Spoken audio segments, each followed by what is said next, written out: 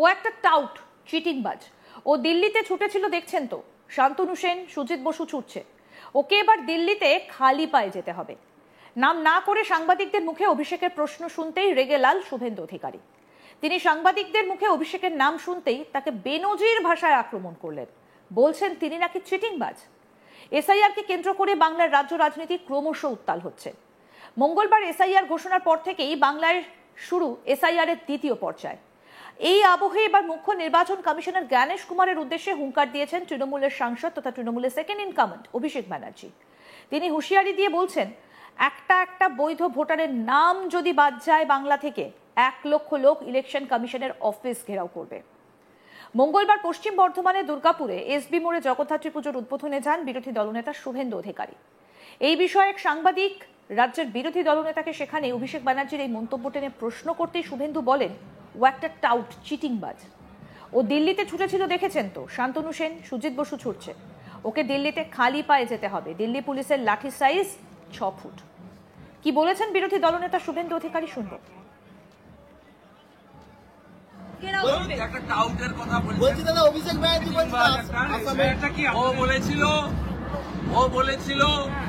প্রধানমন্ত্রী আবাস মানরেগা নিয়ে দিল্লিতে রাজঘাটে ছুটছিল দেখেননি জুতো খুলে। শান্তনু সেন ছুটছে, সুজিত বোস ছুটছে, খালি পায়ে ছুটছে। ওকে দিল্লি যেতে বলবেন, খালি পায়ে যেতে হবে, খালি পায়ে যেতে হবে। একবার গান্ধীঘাটে গেছিল, রাজঘাটে দৌড়ে পালিয়েছে জুতো খুলে। এবারে বলবেন জুতোগুলো কলকাতায় রেখে খালি পায়ে যেতে। তিনি অন্য প্রসঙ্গে বলেন, নরেন্দ্র মোদী সরকারের একাধিক প্রকল্পের সুবিধে গোটা দেশবাসী পেয়েছেন। বাংলায় 1,29,00,000 উজ্জ্বলা গ্যাস পান। এর মধ্যে 30 লক্ষ মুসলিম মহিলা আছেন। তাই প্রধানমন্ত্রী মোদী কোনো জাত দেখে প্রকল্প বরাদ্দ করেন না। কি বললেন এই বিষয়ে বিরোধী দলনেতা, এবার সেটা শুনবো। নরেন্দ্র মোদীর 175টা স্কিম সব ভারতবাসী পেয়েছে। পশ্চিমবাংলায় 1,29,00,000 উজালা গ্যাস পান, 400 টাকা কম দামের গ্যাস। এর মধ্যে 30 লক্ষ মুসলিম মহিলা। প্রধানমন্ত্রী যে 5 কোটি বাড়ি দিয়েছেন, তার মধ্যে পশ্চিমবঙ্গে 40 লক্ষ বাড়ি দিয়েছে। 40 লক্ষ বাড়ি। সেই 40 লক্ষ বাড়ির মধ্যে 12 লক্ষ বাড়ি মুসলিমদের দিয়েছে।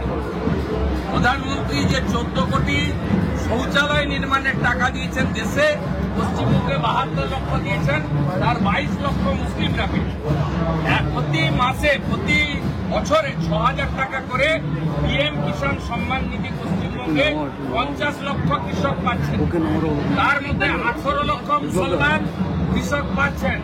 এই উদাহরণটা শুরু দিয়ে গেলাম। নরেন্দ্র মোদী ভারতীয়দের জন্য করেন, কোন ধর্ম, জাত, সম্প্রদায় দেখে করেন না। আর বিশেষভাবে তার লক্ষ্য থাকে আদিবাসী এবং তফসিলিদের জন্য। এসআইআর এর বিষয়ে অভিষেক ইলেকশন কমিশনারকে হুঁশিয়ারি দিয়ে বলেন, 2021 যেহেতু ল্যাজে গোবরে হয়ে হেরেছে, 2024-এ 18 থেকে 12 হয়েছে, তাই বাংলা থেকে মানুষের মৌলিক অধিকার ছিনিয়ে নেওয়া। কিন্তু আমরা তা হতে দেব না। আমি আগেও বলেছি, এখনো বলছি, একটা মানুষের নাম যদি বাদ যায়, একটা বৈধ ভোটারের নাম যদি বাদ যায় বাংলা থেকে, 1 লক্ষ লোক ইলেকশন কমিশনারের অফিস ঘেরাও করবে। ক্ষমতা থাকলে অমিত শাহ দিল্লি পুলিশ আটকে দেখাক, মানুষের ক্ষমতার কাছে কারোর ক্ষমতা টেকে না। কি বলছেন অভিষেক ব্যানার্জি এই বিষয়ে শুনব। উদ্দেশ্য, লক্ষ্য একটাই, বাংলাকে অপমান করা, বাঙালিকে বাংলাদেশি বলে আখ্যায়িত করা, বাংলা ভাষাকে ব্যঙ্গবিদ্রুপ করা। এবং যেহেতু 2021-এ ল্যাজে গোবরে হয়ে হেরেছে, 2024-এ 18 থেকে 12 হয়েছে, তাই বাংলার মানুষের থেকে তার মৌলিক অধিকার ছিনিয়ে নেওয়া আমরা হতে দেব না। আমি আগেও যা বলেছি, আমি আজও তাই বলছি। একটা মানুষের যদি নাম বাদ যায়, একটা বৈধ ভোটারের যদি নাম বাদ যায়, বাংলা থেকে 1 লক্ষ লোক গিয়ে ইলেকশন কমিশনের অফিস ঘেরাও করবে। ক্ষমতা থাকলে অমিত শাহ দিল্লি পুলিশ আটকে দেখাক। কালকে সুপ্রিম কোর্টের অর্ডার দেখেছেন তো? হাইকোর্টে এক গালে থাপ্পড় মেরেছে, সুপ্রিম কোর্ট আর এক গালে থাপ্পড় মেরেছে। কেমন লাগলো? এত ক্ষমতা আমি যখন নবজোয়ারে বলতাম মানুষের ক্ষমতার আগে কারোর ক্ষমতা টেকে না, সে যত বড় নেতা ভাবুক নিজেকে, দেশের প্রধানমন্ত্রী হোক, রাষ্ট্রপতি হোক, কোনো প্রদেশের মুখ্যমন্ত্রী হোক, রাজ্যপাল হোক, কেন্দ্রীয় মন্ত্রী হোক, মানুষের ক্ষমতার আগে কারোর ক্ষমতা টেকে না। আমরা গেছিলাম দিল্লিতে বাংলার অধিকারের লড়াইয়ের স্বার্থে, বাংলার পাওনা চাইতে, বাংলার প্রকৃত প্রাপ্য চাইতে। টেনে হিঁচড়ে আমাদের বার করে দেওয়া হয়েছিল কৃষি ভবন থেকে। কে বার করেছিল? অমিত শাহর অধীনস্থ দিল্লি পুলিশ। এমনকি জনজাতি মূলবাসী তপশিলি যে প্রতিনিধিরা ছিল, মহিলাদেরও রেয়াত করেনি, চুলের মুঠি ধরে টানতে টানতে বীরবা হাঁসদাকে বার করেছে। আমার সাথে দোলা সেন ছিল, মহুয়া মৈত্র ছিল, মহিলাদের পর্যন্ত ছাড়েনি।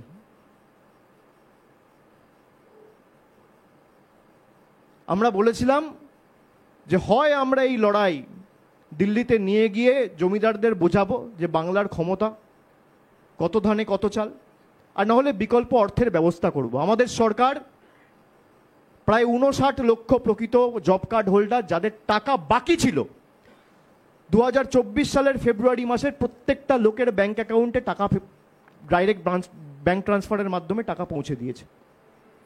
একই সঙ্গে তিনি বলেন, জ্ঞানেশ কুমারকে বাংলায় স্বাগত জানাচ্ছি, কিন্তু বাংলাকে উত্তরপ্রদেশের সঙ্গে এক করবেন না। আপনি 2 বছর ধরে এসআইআর করেছেন 2002 সালে। আপনার হাতে কি জাদুকাঠি এসেছে যে আপনি 2 বছরের কাজ 2 মাসে করে দিচ্ছেন? আমি কৌতূহলবশত জানতে চাইছি, কি জাদুকাঠি আছে আপনার হাতে যে আপনি 2 বছরের কাজ 2 মাসে করে দিচ্ছেন? কেন্দ্রীয় সরকারের যদি এত বড় মেকানিজম বা জাদুকাঠি থাকে, তাহলে বাংলার 4 বছরের বকেয়া পাওনা তো একদিনে ছেড়ে দেওয়া উচিত, মানুষের কথা ভেবে। তা তো ছাড়ছেন না। কি বলছেন অভিষেক ব্যানার্জি এই বিষয়ে, এবার সেটাও শুনবো। আপনি অ্যাডমিনিস্ট্রেশন পুরো ফ্রিজ করে দিচ্ছেন অক্টোবর মাস থেকে, তো সরকার কাজ করবে কখন? আজকে যদি একটা অঘটন ঘটে তার জন্য দায়ী কে? পান থেকে চুন কষলেই তো মমতা ব্যানার্জিকে দায়ী করবেন, বলবেন রাজ্য সরকার দায়ী। বরফ গলে জল হলে বলবেন মমতা ব্যানার্জি দায়ী। 2021 সালে না জিততে পেরে যেমন পিছনের দরজা দিয়ে বিচার ব্যবস্থার একাংশ তাদেরকে কাজে লাগিয়ে, কেন্দ্রীয় সংস্থা প্রতিষ্ঠানগুলোকে কাজে লাগিয়ে তাদের রাজনীতিকরণ করে বিজেপি বাংলা কন্ট্রোল করতে চেয়েছিল, একইভাবে এনআরসি না করতে পেরে এসআইআর এর মাধ্যমে ব্যাকডোর দিয়ে এনআরসি করার একটা প্রচেষ্টা আমরা হতে দেবো না। আরো আপডেট পেতে দেখতে থাকুন আজ তাক বাংলা। সাবস্ক্রাইব করুন, নোটিফিকেশন পেতে বেল বাটন অপশন প্রেস করুন।